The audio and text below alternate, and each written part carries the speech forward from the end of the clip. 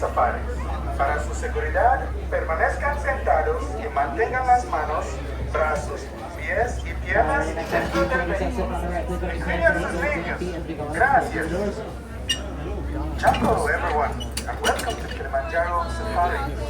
Before you begin your trip, That's how you sound like that. Thank you. Another thing we like to say here in Harambe is one day, which means travel from my name is Ethan. experience bumps and sudden jolts on your safari adventure. To ensure a safe and pleasant trip, you should be in good health and free from high blood pressure, heart, back or neck problems, motion sickness, or Let's be respectful visitors. Feel free to chat amongst yourselves. Just try and use your inside voices. Please don't call out or make any loud noises at the animals. It will not get their attention. It could scare them away, and we don't want to do that. Now, with all that being said, welcome to the Harambe Wildlife Preserve. See a bongo actually right off the bat over here to your left. There's two of them laying behind these bushes. The bongo are resident here in the Little Ituri Forest. Lots of trees and bushes, so animals tend to stay hidden amongst them. There's an okapi wandering around to your right as well, up on that hill. You're going to see kind of this reddish-brown colored fur up top. And you'll start to see some black and white stripes on their legs. Now, stripes on the okapi, stripes on the bongo, they are a pretty big deal around here. Stripes will mimic the sunlight that shine through the trees. Great form of camouflage, good way to stay hidden. Now, okapi stripes are black and white, so a lot of people assume they're related to zebra, although they are the closest living relative of a giraffe. They share a lot of similar bone structure, as well as a really long tongue, helping them grab their food, just like the giraffe. On the hill up here to your right, there is a gray antelope called the greater kudu. And then there's a large bird, another one of those birds to your left. They're down here in the water. They're called saddle-billed stork. So you can get a peek at the yellow saddle shape that sits on their bill. That is why we call them the saddle-billed stork. I got another good look at these kudu. A lot of people think they're deer, which are often considered the deer of Africa, so not too far off. They are antelope though, and they're pretty tall. You know, the greater kudu can jump about 8 feet in the air, which means they can technically jump up and join our safari if they wanted, so hope you have fun back there. Well, folks, here's our exit out of the Ituri Forest today. And lucky for us, there is a river that lies on the edge. It's called the Safi River. It's home to more aquatic animals, animals that spend time around or in water. I always think of hippos, so they're one of my favorites here on the reserve. So you head through Safi River, look for some dark shadows down below, maybe some ripples in the water. Hippos can't swim too well, so instead they sink and walk along the river floor.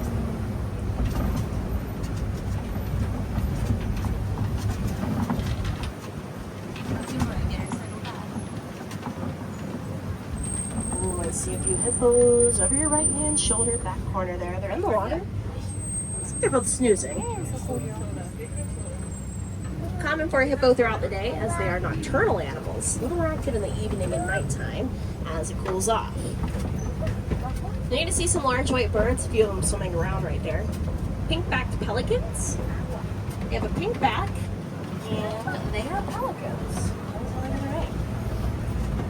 Their pink color does become more prominent during mating season, so almost like how we blush when we see our crush. Here's another hippo on your left. They're in the water though, just under the island.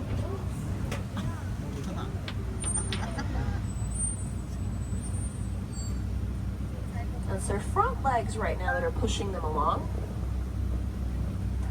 So quite literally physically walking on the river floor. This is why we called them a hippopotamus. Latin for river horse. So river horse in action right there. Pretty cool. It's such an awesome view here on safari. Although my favorite place to see hippos in Harambe is along Gorilla Falls, our exploration trail. Along that trail is an underwater viewing area of Safi River. So you might see that hippo walking like that, but underwater. Really cool. Highly recommend.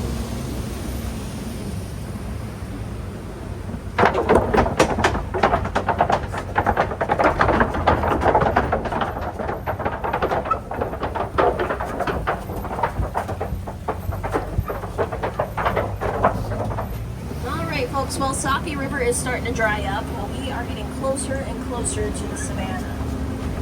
Now, the savannah is the largest area of the reserve. It's a really dry area as well. It doesn't rain very often. Because of that, there's not much vegetation, not much for animals to blend into. And instead of relying on camouflage like animals in the forest do, animals on the savannah rely on agility and speed. So running from a predator rather than hiding from them. So you can see we're going to catch up to out here.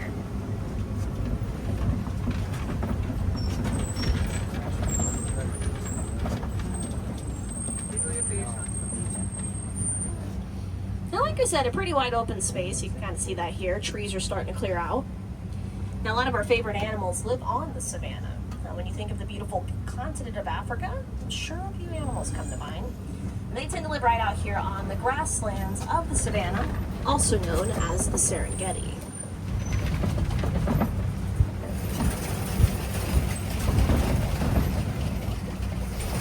And traveling through today, I want to look for large rock structures. We call it kopi. Kopi can be a great vantage point for predators out here. I'm sure you want to see some predators. I do as well.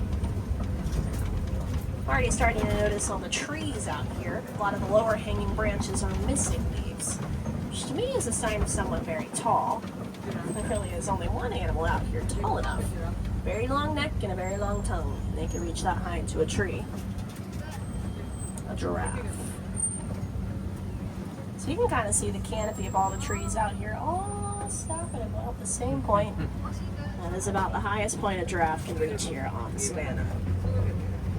Gray antelope in the center to your right. Those are wildebeest, also known as a gnu, spelled G-N-U. It's for a noise they make. They sound pretty similar to cows, really. It's actually very cute. Gnu. And speaking of cows, and collie cattle right there. From tip to tip, their horns can span about 6 feet wide. Around the base of their horns, or around their head, can get as wide as a basketball. Ginormous horns. It's also painted dogs are running on your left, though. And right towards you, African painted dogs. Looks like their fur patches are painted on. That's how they get their name.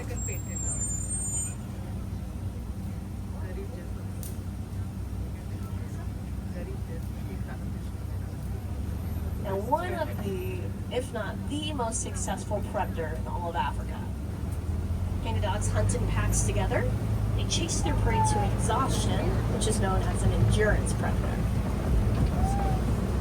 I know your brain wants to think of a hyena, but they are not related to hyenas. They're also significantly better hunters as well. And like we said, one of the best in Africa. Painted dogs might try and hunt something like the sable antelope to your left. They're not going to be as successful with them, though. Sable antelope actually fight their predators off rather than running from them. And the coolest part is that they usually win. Incredible antelope. It's one of the reasons that we chose them as an emblem here on our reserve. We say they never back down from a fight, like we never back down from our fight towards conservation. Protecting animals that live out here on the reserve, much like the giraffe. Do you see one up ahead here, actually? If you look out to your left, you'll see they're kind of just there to the left of the road. I think they're going to come say hello to the warden over here, though.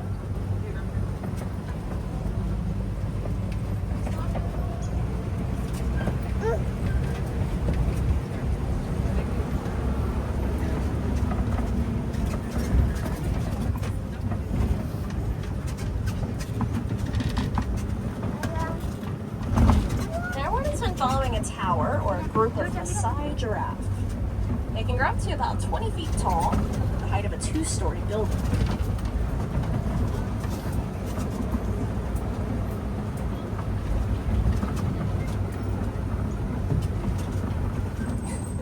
Look at that slobber.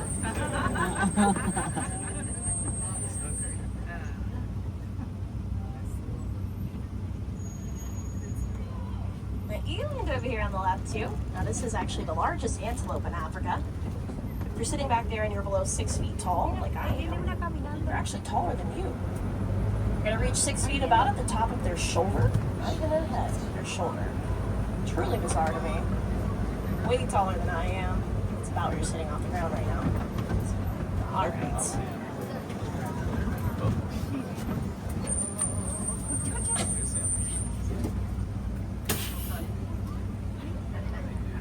Okay.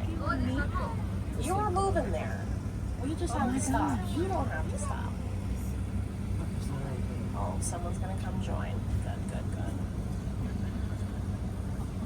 Yes, we are pretty famous for the traffic jam here at Kilimanjaro. Yeah.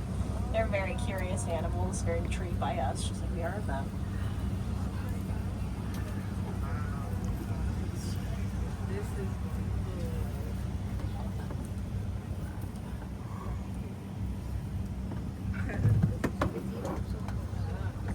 So cool.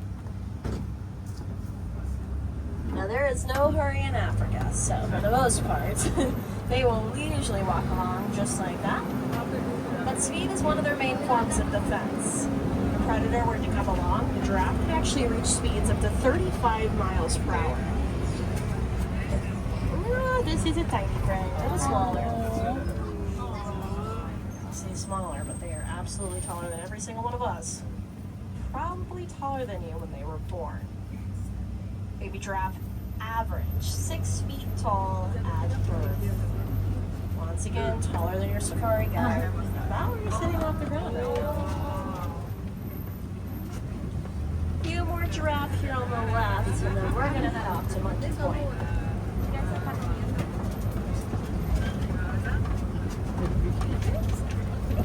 That is about this point. I like to look for monkeys.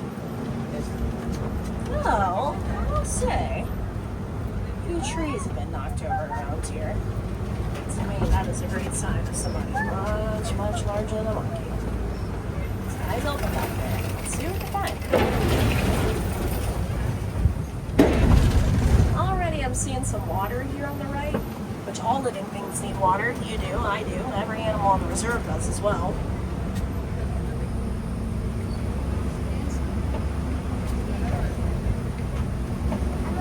Shady through here as well, which of course would be pretty nice on a day like today. It's very hot. Ooh. Road's closed here on the right. Huh. Well, we're gonna go this way.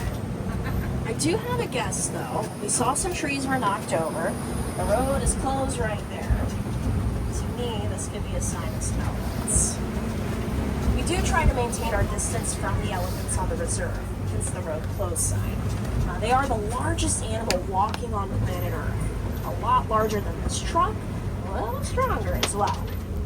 Now you've seen the elephant easily plow through even the trees around us out here. Now Warden has been following a few different herds. The largest herd we've seen is a family of 5. Warden believes it's a mom, her 3 daughters, and her granddaughter. The smallest herd we've seen is a family of 2, a mom and her daughter. Now these herds are matriarchal, so you're going to be groups of female and their young, led by a matriarch. She tends to be the oldest, wisest of her family. She has been around the longest, so she knows the most about what food and water is and where to find them safely. Now, as for male elephants, they do grow up within their herd. They just split off from it as they reach their teenage years and usually stay on their own. Now sometimes they join their friends. It's called a bachelor group. A good way to learn and socialize with peers. Eventually, though, they split off from those groups as well. So far, very quiet through here. Now we are getting closer to another watering hole, so we're going to see if that brings us some luck.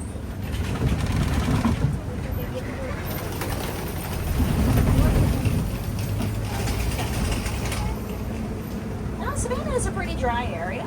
It doesn't rain very often.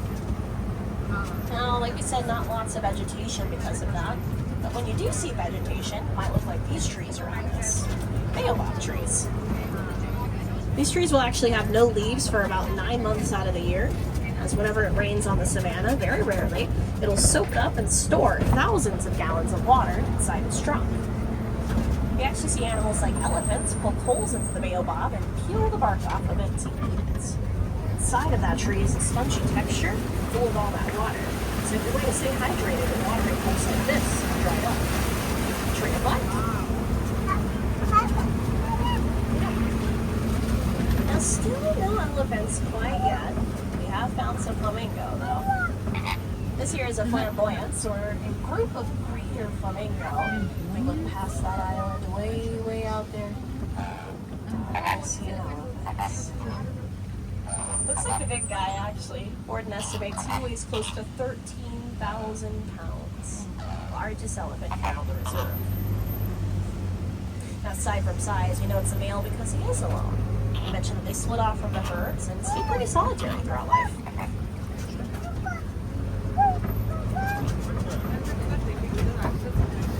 You might get one more peek on your left as we head into East Savannah. We do see a clearing here in the trees.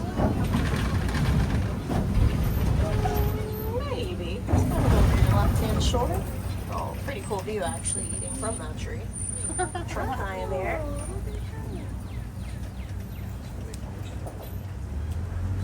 Now we are officially out in East Savannah. It looks like some rhinos are around this area. No surprise, really. Large mud wallow right there. The rhinos roll around in the mud to keep cool. It's also natural sunscreen and bug repellent for them. And there's two beneath that small palm tree. I saw another on the move up ahead. Now there are 5 remaining species of rhino on our planet. This here is the white rhinoceros, the largest of all 5. They can weigh anywhere from 5,000 to 6,000 pounds.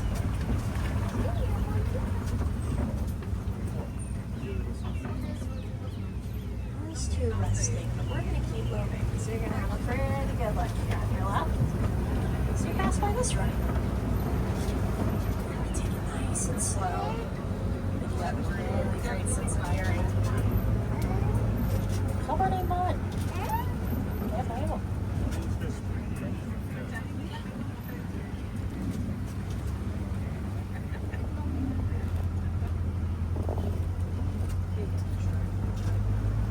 Now keep your eyes here to the left. Look directly to the center. Move your eyeballs to the right just a little bit. It's kind of these 3 trees in a line. The one in the middle looks like a V. The one to the far left, there's a cheetah behind it. So laying flat against the ground, might be someone around this bottom right tree too, so you can get a peek as we, yeah, there is someone just on the backside there. I think they have the best camouflage. They are really hard to spot, but we don't know them for that. We know them for their speed. They are the fastest land animals. Cheetah can reach speeds of about 0 to 60 in 3 seconds flat. Speaking of larger predators, we found some more Kopi Rock, this time occupied by some lions. See that little large piece of rock with a tree limb against it? There's a lioness laying on it. There was another one to the right of that rock. I think she may have laid all the way down, so you can't see her head anymore. Oh, there she is. These 2 are ladies, and I can tell because they do not have a mane. That's the fur around the male lion's neck and head. There's a waterbuck and ostrich to your right. A female waterbuck, they don't have horns, and a female ostrich. You can tell because of her gray feathers. Male ostrich have black feathers. Should have a good view of at least one of these ladies. Here's her face just a little bit. Now they spend about 20 hours of today resting or sleeping. Nocturnal animals, more active at nighttime. Sure as the sun sets even more out here, we're going to see more activity from those ladies. So the Lions Day begins. So if you have any extra time, why not come back and see us? The 2 safaris aren't the same. If not, keep your ears open. Maybe you'll hear them roar. They've heard the lions roar up to 5 miles away out of the reserve. Oh, to your left, behind that tree in the middle, kind of close to the green in the back, there look like fuzzy rocks with mud on them. Those are warthogs. Warthogs have 2 sets of tusks. Now, they're made out of ivory, which is the same thing that an elephant's tusk is made out of. It helps them dig their burrows. If you saw any holes back there on the rock, those are warthog burrows. They are the largest burrowing animal in Africa. Now, I know you know warthogs as something else. That would be Pumbaa. Now, Pumbaa is actually a Swahili word. It means foolish one, despite the fact that these warthogs are very, very intelligent animals. Sometimes they're nocturnal like lions, and other times diurnal, active during the daytime like us. Depends on what predators live around them, and they adjust. And those lions are still snoozing back there, so it's a pretty good time for those warthogs to still be awake, maybe looking for some food. Wouldn't be surprised if that's what they do next.